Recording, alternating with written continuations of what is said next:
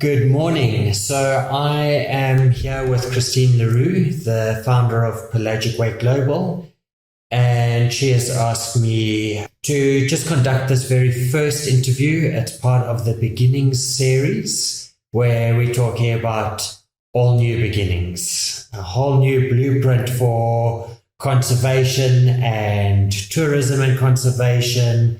So there's a number. I've been privileged enough to listen to the first two episodes on community conservation management, part 1 and part 2. I know that there's a whole host of other podcast episodes in the pipeline and currently being recorded. So certainly myself as a tourism development practitioner am super excited for these developments and these beginnings. So Christien, before we look at what Pelagic does, I think we need to understand a little bit about who you are. So why don't we begin there? We need to understand, who is this Christien Roux? Morning, Neil. Feels like I have to sell myself now. Well, do you want to obviously start at the beginnings? For me, as a teenager, there was a lot of volunteering with nonprofits. And back then, with the popular nonprofits, it was mostly humanitarian work. And when I was in my 20s, I was in the UK for a while. And it was during that point in time, I was in a completely different industry where something started eating away at me, where I felt that I was maybe in the wrong line of work, but that there was something bigger that I wasn't tapping into. And this would go on for quite a few years. I mean, if something is so far removed from you, like conservation, back then, even when I was growing up, I wanted to be a game ranger. And my mom said, that's a man's job.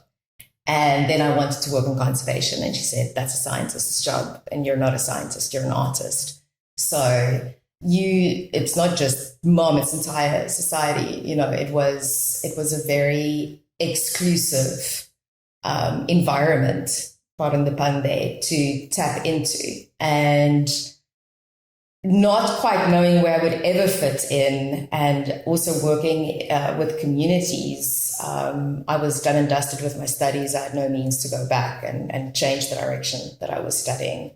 So I would spend hours on the internet looking at Pro World, GVI, looking at the projects they would have listed, and I'd link onto those and see what work was being done. I guess ultimately just living vicariously through other people's lives and not knowing my way in. Like, are you always going to be a volunteer? Are you, I wanted it to be a part of my life. And it was during that time that I was in the UK for about maybe just under 5 years, when I came back. And I was absolutely determined to get involved in nonprofits. If it was going to be volunteering, then it was going to be volunteering. And it was the Boys and Girls Club from stateside. They just started a new project in Soweto, and they needed an administrative volunteer. So it wasn't just being in the field with the kids in the community. It was also a lot of background work. And being a freelance artist, there was loads of time to volunteer. And I worked under an incredible mentor, and I'm still actually trying to find him. I should probably just focus and find him, because in today's day and age, it's difficult to lose someone. But Casey Bridges was a wonderful mentor. And I started seeing a whole different side of nonprofits. And I mean, Boys and Girls Club was established, I think it goes as far back as the 40s or 50s. So they were pretty well established, but still seeing what it took to start a new project in a new country, in a new location. I learned a lot. And Casey would point out that what nonprofits need for the future more than anything else, more than volunteers, more than money, is people that know how to work with the money, people that know business, people that know the business side of it. Because for a long time, and everybody's heart is in the right place, I want to point this out, but having your heart in the right place is not going to keep a business afloat. And nonprofits were never managed like businesses. It was just, we want to save the world, give us all your money, and people did, and there would be stickers, and then what? And the turnover of nonprofits, being established, and 2 to 3 years later, non-existent. If I look at the Wild Coast, growing up as a teenager and in my 20s going there was always a new nonprofit, whether it was shoes for the kids or whether it was a pencil for the kids or teaching English or dental hygiene. It would go on and on and on, and you go back 5 years later and the nonprofit's not there. Now it's a new one. And this is not just in South Africa, it's everywhere, especially in Asia. Lots of nonprofits get established, and then unfortunately it's difficult. It really is difficult to run it like a business. Anything from inventory. I remember this one nonprofit, I'm not going to name names, but this one nonprofit that I volunteered for, their organization, literally the organization of the office and inventory and just the petty cash. What a mess that was. And not quite knowing where everything needs to be placed and where it needs to be going, because you are running a business. And that is now also frowned upon. When you speak of a nonprofit as a business, now you're evil. When you start talking about profit, because you are not allowed to make profit. But what people don't understand is you can't just, if you're spending 30,000 a month to stay alive, you need 50,000 a month to keep it afloat. You need to grow. And this was really frowned upon for a very, very long time. Also, salaries were frowned upon. And then sometimes you match the work executed to the salary. So it was a mess. And I'm the ripe age of 40 now. So I've been around nonprofits for a while. And you'd go in and volunteer, but it's quite short-lived. I mean, it's you then go back to your job and your life, and you want more, and you want to learn more, and you want to see what happens behind the scenes. And I think for a very, very long time, that made me feel quite lost in this world, not knowing what the foothold was on that and how to get in on that. So eventually life takes over. You can only volunteer for so long. Time is money, and you have to make your own.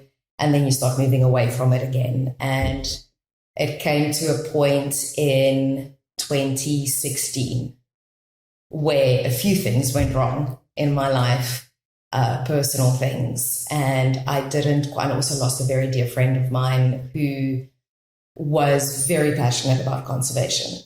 And he passed away. And I think that for me was the catalyst. That for me was, when you lose somebody close to you, you do kind of ask, what's it all about? And what are we doing here if we're not in line with our purpose, if we're not in line to our calling? It's the whole Joseph Campbell thing, hero fails to answer the call to rise. And so towards the end of 2016, it was a very difficult time. And I did decide, because it wasn't just his death, it was a few things that got to a point where you are forced to take inventory on your life. And where is the next 35 years, 34 years going? What exactly is the plan here? And all that was important to me was my infinite connection with the ocean. I spent maybe way too many hours on Bonza Bay growing up.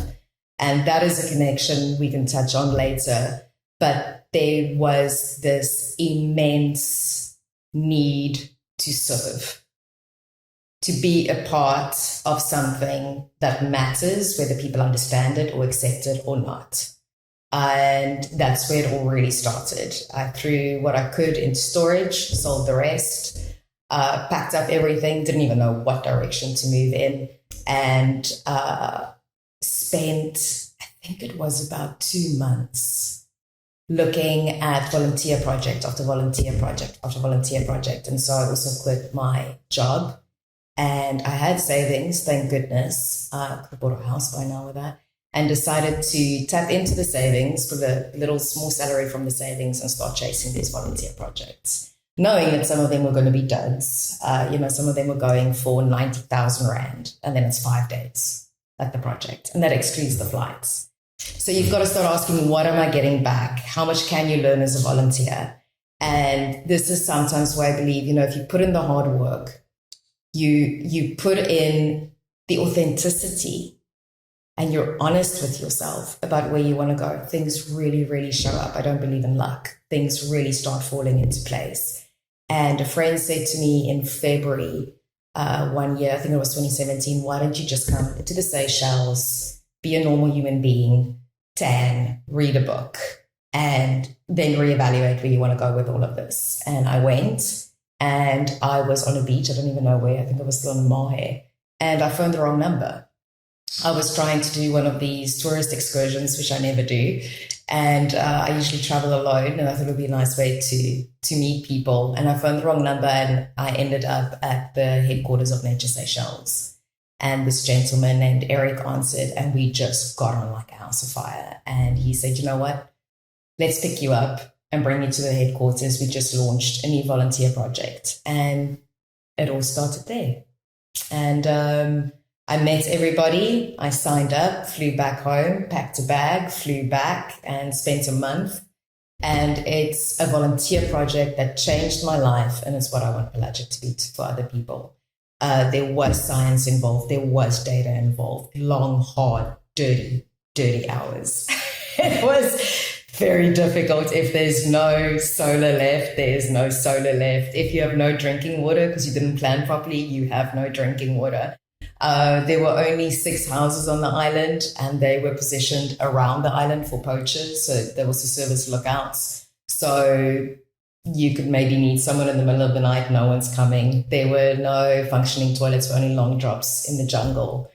Made needing the bathroom in the middle of the night quite an adventure. It absolutely changed my life. Really, it did. And I got to spend time with Dr. Shah, who to this day is one of my heroes. And he had a bit of a reputation for a long time, and people weren't very fond of him in the conservation world, but he did get a lot done. And he said to me, you know, if you have friends in this world, you're doing it all wrong. So I learned a lot from him as well. It's a very difficult world, and learning how he grew up as well. And so that's where it started. And after that, I wanted to get involved. I had a coral project, but you needed 60 dives and you need to be rescue qualified. And I think I had like 5 DSDs to my name. That was it. So I came back to South Africa to just become open water diver. And So I'm just going to stop there. So DST's Discovery Scuba Diver. Yeah.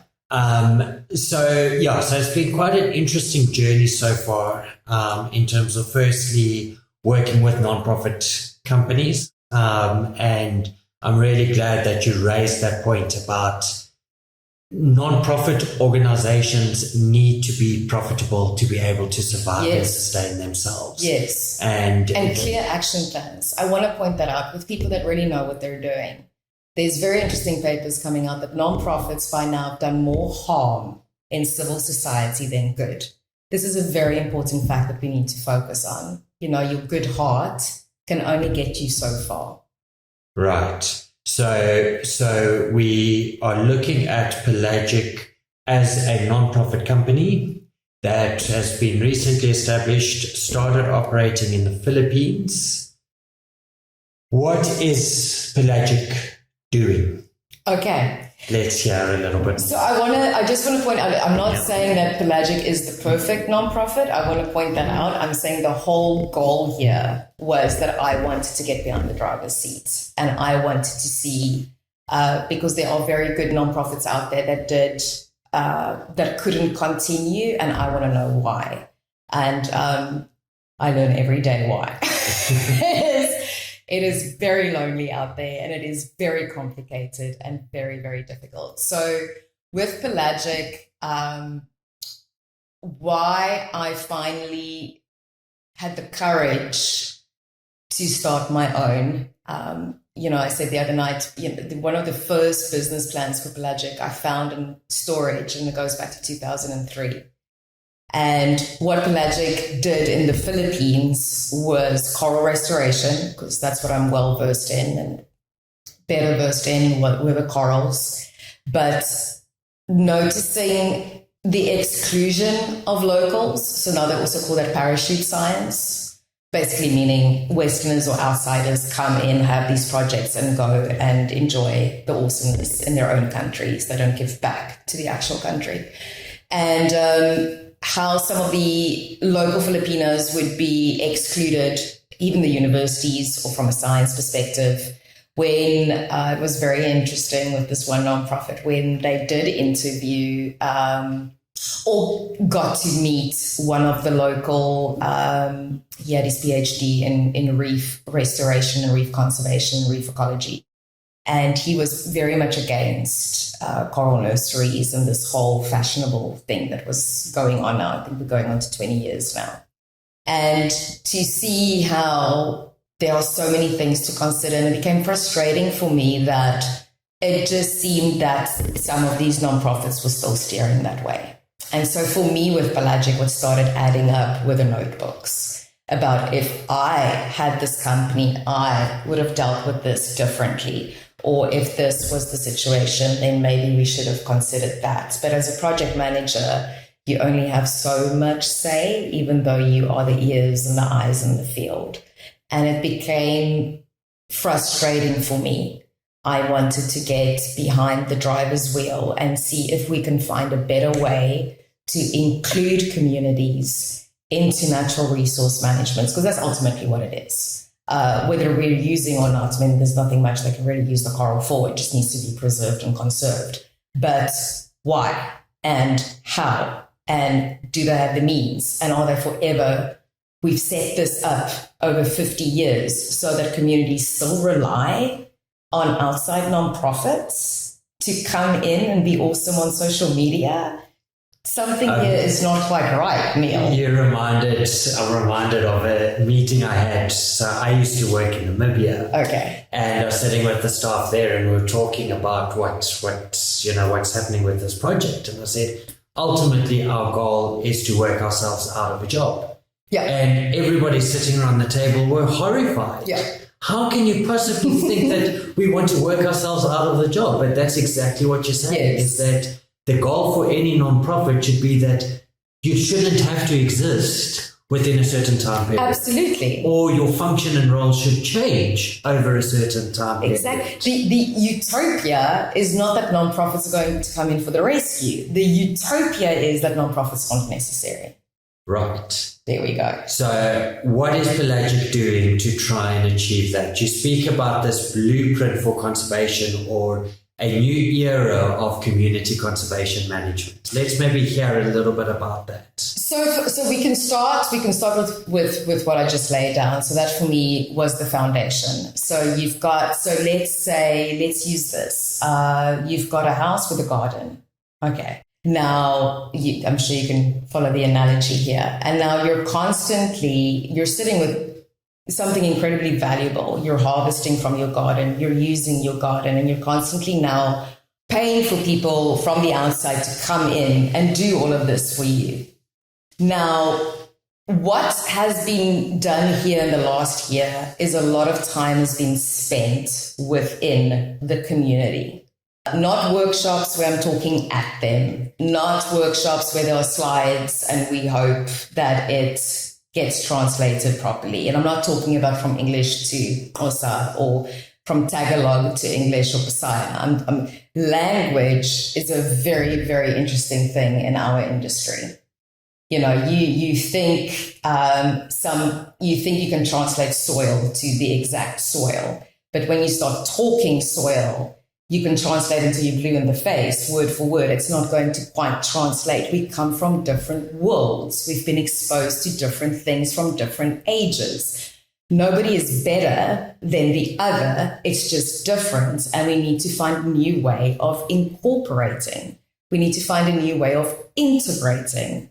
And that is why when it was mentioned on Wednesday night as well, when we had the little event, said, Chris, you're looking for a new architecture, basically, and that is what we're trying to formulate here. If you go back, so much time has been spent going through minutes of meetings that were held 5 years ago in that area, trying to see, because the argument is from chiefs and local leaders that it wasn't explained correctly. And then the argument from the other side of the table is, but it was, here are the minutes. And you're like, how could you possibly have thought that a scientist with a PhD was going to communicate understandably to a community that comes from a different background? Even me, it's Martian. You know, if I have to sit here and a scientist just walks in here and has to I'm going to have to stop you every 5 minutes. But now you're also dealing with a lot of people don't have the courage to say, I really don't understand what you're trying to tell me here, because it will happen every 2 sentences. And that's why I love the Filipinos, because they do stop you and say, please re-explain, please re-explain. So what I learned in the Philippines is explain it back to me. Tell me exactly how you, even if you have to do it in Tagalog, we can explain, talk soil to me, and then it becomes a conversation. Conversations were never held. Meetings were held. Talks were done. Conversations were never, ever held. And I've seen people who can't speak one another's languages have better conversations that were happening in some of these meetings. It's also quite arrogant to come in and say, we have all the answers, although you've been living here for 200 years. You know, nobody spends, Good Gelderhuis pointed out to me when I asked if he would work with us, he said, I hope you're not one of those nonprofits that go in and tell them how to manage their own forest. I hope you're doing this the right way. And I didn't know how to answer, you know, this forestry legend. And so I took him down the steps, exactly what we do. And he's like, okay, now I'll work with you. Because why are we not spending time casually, without intimidation, without our big fancy everything? Just go and spend time in their forest and understand their needs. Because believe it or not, there is a need for some of the alien species by now. They've made use of it. Now we want to come in like, alien species, eradicate, and we want to yank them all out, which means that they're going to go back to the indigenous that they used to use, which is now diminishing, and that we've never, ever, ever shown them how to reforest. And in the meantime, they're selling off land for houses because the community needs cash. So it goes on and on and on. And so with this blueprint, yes, boots on the ground, and probably 80% boots on the ground, and people like your lovely self doing the administrative side and the structure side back at home in clean offices. And that is what I want. This, you know, Neil, there's one thing in this world I do not deal very well with, and that is unnecessary. What's happening to natural resources, communities, indigenous, or long time standing is unnecessary. That suffering is unnecessary. Suffering of the land, suffering of the environment, suffering of the natural resource management, suffering of the community. It is unnecessary.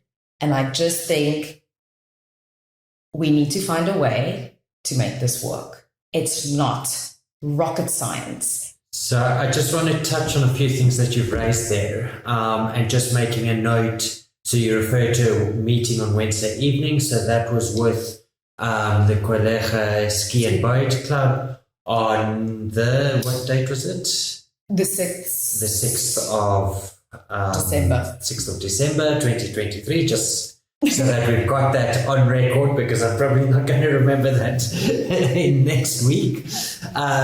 But, you know, what was really interesting there was exactly what you're talking about in terms of this concept, and it's going to come up more and more, of citizen scientists. Yes. And I was fascinated to hear when it became an open discussion, how people were coming up with their own ideas of how to capture information and statistics and data. Now, about the sea, you've mainly been talking about natural resources and community forests. Yet the organization you founded is called Pelagic Wake Global. Yes. So where does the sea and the oceans come into this equation? So Pelagic started as a marine conservation nonprofit. Okay, and my big connection is with the ocean. And it started with the corals, as I said. Moving to South Africa, I had an opportunity, a difficult opportunity, to reevaluate our scope and our constitution. We couldn't, shore entries along this coastline, not so easy. We're also dealing with problems along this coast that involve larger bodies, if I can put it that way. Crime, wildlife crime. And for pelagic to mean something here, and to really start making a difference. And that's what I wanted for Pelagic, is the blueprint. We ultimately want to create these strategic entry points that I want to start developing, or have started developing, needs to be adaptable in different locations. It can't be the same structure everywhere we go. That's survival of the fittest, as we all know. You need to adapt. It's not the strongest and the bravest. It's the one that can adapt and is the most flexible. And to come along this coast, it took months because there's so much need. It's like I said, the natural resources, it's the ocean, it's the protection, it's the law enforcement, it's the compliance, it's the government, it's this, it's illegal development, it's erosion, it's dirty water, it's no drinking water. It goes on and on and on. So I went through a phase of being exceptionally overwhelmed. It got to a point where this coast has so much need that I didn't even know where we would start. And you were a part of those conversations back then as Pelagic needs to start. And it's like, okay, but if we start with this, we can't just do this and isolate ourselves from this problem. Where do we begin?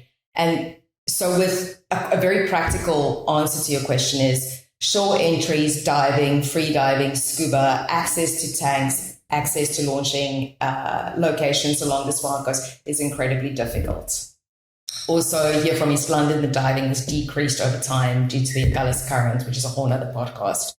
And so, okay, cool. Now we're in this new location. We can't just throw a tank on our back every morning at 7 a.m. and start working. Now it's coast. And if you read one of those earlier letters I wrote in Pelagic's profile, it was how for decades we've spent time inside the ocean on that coastline, restoring corals, restoring the seaweed, all of these beautiful projects happening. And it quite literally our backs were turned to the coastline. So along the wild coast you're referring to? I'm referring to where I was in the Philippines and other countries. Okay. Absolutely. So you're in the ocean all day long. You're saving the coral for 20 years, 30 years. I'm talking on all coral restorers here. And nobody was looking at the coastline. Right. So you've got development on your coastline. You've got pipelines coming out onto your coastline. So it became 2 decades, 3 decades of spending so much money, time, resources, advocating, marketing, science, development of science on corals. Let's just talk about the corals. And nobody was taking on legislation. Nobody was taking on coastal development, mostly because these nonprofits are foreigners.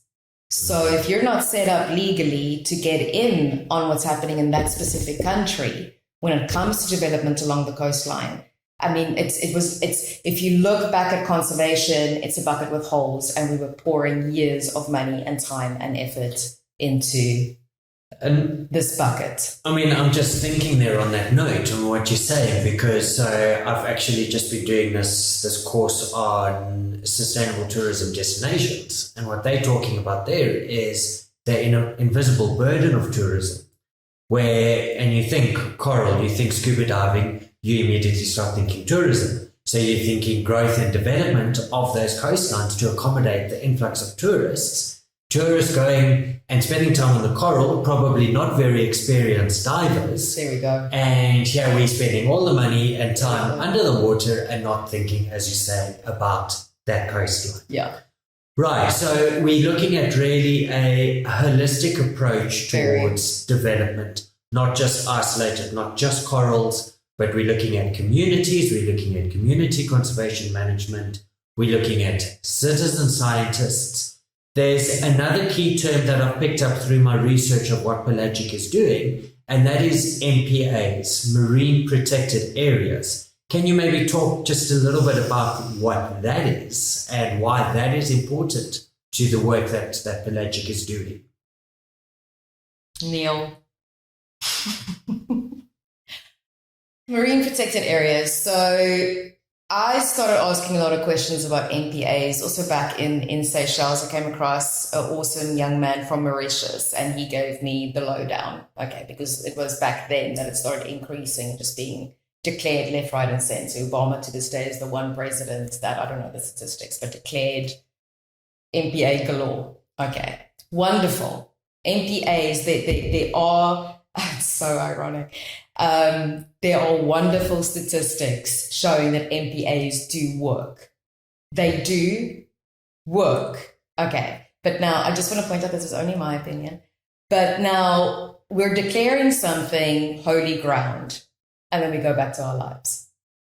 Now what? Yeah. There's absolutely no, and it's not just South Africa. I want to make this incredibly clear. It is not just our government. It is not just our country. America, Philippines, you name it. Nobody has got the resources to protect the amount of MPAs they are declaring. It is the wild, wild west out there. That is 70% of our planet. How on earth how did we focus for so long on the wrong area? And cool, it's declared, right? Step one, it's done, and that's great. But now also what's happening with MPAs, and this has always irked me. Now communities who do need those omegas, communities that do need that zinc, communities that have been living off of the natural resources for a very long time are now being told they can't. Because it's now an MPA. Because you're buying I&J at the freezer in a supermarket, you're supporting bycatch, and I will have a podcast about bycatch. You're buying in restaurants that I don't even know if I should mention this because we're probably going to get attacked, but at fishing restaurants, which are massive chains that are buying their seafood from these massive conglomerates that are happening out there. Okay. And you are supporting it. So when people come and they insult other countries and they insult other movements and they carry on and carry on and carry on this country, I'm not even going to say the word. Okay. You're buying it. You're the one constantly supporting these illegal fisheries happening out in our ocean. Massive trawlers. I'm not going to get into this, like getting into. Yeah, I was going to say, this sounds like a whole podcast. And we'll get in on that. But now where the locals need their natural resources to support themselves, we're cutting them off from it. So I just want us to take a step back and just understand a little bit here. So we're talking about a marine protected area. Now, my guess is, and why you're getting so passionate about this, is it's very similar to like a game reserve. And so most people listening to this podcast, or somebody who doesn't understand what a marine protected area is, most likely going to be able to understand what a game reserve is. And so a game reserve, the surrounding communities don't have access to the wildlife within that game reserve because they are protected. So similarly, we're talking about a marine protected area where communities who have probably been fishing and utilizing the resources from that area for centuries are now being told by their local governments, whether it's South Africa or anywhere else around the world, they can't fish or access the natural resources from that marine area. Or my favorite is they're being called illegal fishermen. Right. Having fished their backyard. For centuries. Yeah. And now they're the evil ones. For example, in the Philippines, tourists, obviously thousands and thousands and thousands of tourists come through there, and then they're referred to these illegal fishermen, and then I just have to bite my tongue. And it's these are the fishermen you should be buying your oysters from. These are the fishermen you should be buying your mussels from. These are the fishermen you should be buying the fish from. Not sitting in that restaurant that is buying them fish and prawns by the ton. Yeah. Goodness knows from where. This is what you should be supporting. Right. So now what's really interesting for me is just hearing the passion that's coming across here. And having sat in at the meeting at the Pelagic Ski and Boat Club, this is essentially what you're looking at, creating a model or a system with various ski and boat clubs along the coastline to help unpack some of these challenges and look at how to potentially overcome some of these challenges, not only from a monitoring perspective, but also then from a management and a utilization perspective. Correct. Right. So I think that really... Can I inject something here? When I speak, I want to make this very clear. Usually when there's a nonprofit involved and they speak of communities, we always think it's further out and it's the rural communities or the ones further out on the coastline. Community means all of us. So I think moving forward, we should also probably just refer to civil society in the in the geolocation that is being specifically discussed, because a lot of this pertains to East Londoners as well. And that was for me a big, and still is, a big platform of passion, is to get everyone involved. If you have eyes and ears and access to any location around you, there is a way for you to be a part of conservation. And that was ultimately, if we go into strategy with Pelagic, I'm looking forward to the future podcasts where every 4 months we can unpack the scope that we've just finished or building upon. But when it comes to inspiration and hope and accessible points of becoming involved, that is really what I want Pelagic to mean as well to other people, is the experience that I had, but tapping into 20 different volunteer projects and bringing it all together, is to create something here that, regardless of your age, regardless of your background, whether you like the outdoors or not, there is a way to become a part of the future, because we will all be affected. And even I get tired of listening to it. I go into social, this is all going here, but it's very, very real. And after the hurricane, I will not be able to stop my work, because what's lying ahead, we need resilience, we need knowledge, we need to be a part of this, and we need a community that is working together. Right. So I think just on that note, we didn't really touch the hurricane earlier on, and I know that was a very important and crucial part of the development of Pelagic during the Philippines. I don't want to say era, because it doesn't mean that the work in the Philippines is over. There's certainly going to be more work and more research and more collaboration there moving forward. But I think we should maybe even look at having a dedicated podcast to just unpack what was done and what was achieved in the Philippines, and then look at how natural disasters can impact on the work that we're doing, and it forces us to revisit certain things. And I mean, it's just interesting for me because we're recording this shortly after what are we on, COP 29 now, 28? Oh, yeah. And I was listening to some of the feedbacks on that, and it's like, 3%, maybe even 4% heating up, warmth. We can cope with that. We can deal with that. And it's like we just keep pushing the bar rather than dealing with it. And obviously with it, we're talking about climate change or climate adaptation. And you spoke about the survival of the fittest is not about being the biggest and the strongest, but who can adapt the best. And I mean, there's been, as much as funding has been going towards corals for years, funding has been going towards climate adaptation for years.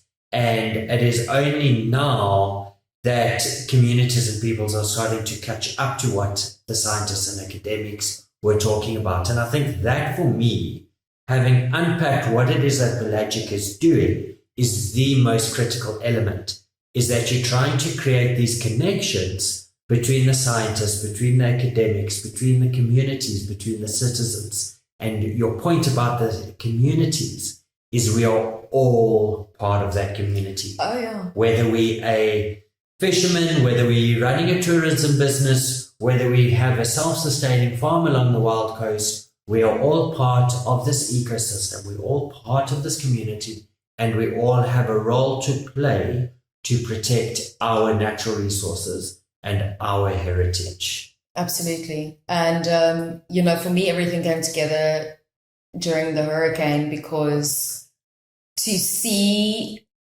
for us to be able to have done what we did, I mean, it was a very emotional, I get all emotional when I talk about it, but what it means when you have a network. And now, please, that network was obviously not established. Nobody knew a hurricane was coming. Okay. And until, obviously the warnings came out, and we get typhoon warnings there all the time. So we didn't really know. I didn't take it seriously. I'm going to be honest with you. I just recovered from pneumonia. And my friend said, did you see the warnings? I'm like, yeah, but there's a warning every 2 weeks. And she said, I've got a bad feeling about this. And the rest is history. But when you have that network, whether you're a private business, good old fashioned company, whether you're a nonprofit, whether you're just a tourist, whether you do social media marketing, whether you are a secretary, whether you are an accountant, it was like a movie. It was how everybody pulled together, and you'd have people say, I want to help, but I can't go into the field. It's too traumatic for me. I don't want to see what's going on out there. Okay, what are your skills? How do you want to help? I can pack goodie bags. Okay, there you go. Go to the warehouse, or people were giving us their resorts, knowing that with that amount of inventory, we would need security, and then they'd offer their security. Everything came together. We needed cars. We needed trucks. I mean, I was literally driving around tons of water. God bless you, Coca-Cola Philippines. Tons of water. We didn't have a place to store some of the goods. So then that phone starts. And the phones weren't working. So you're running around. What it means when everybody works together, there is a place for everybody. And we made that happen. And there were other relief groups as well. They did magnificent work. But really, because we all work together, even the groups were, Chris, we've got so much canned goods, we don't know what to do with it, but we are all out of rice. Okay, we just got so much rice from Manila, from the harbor.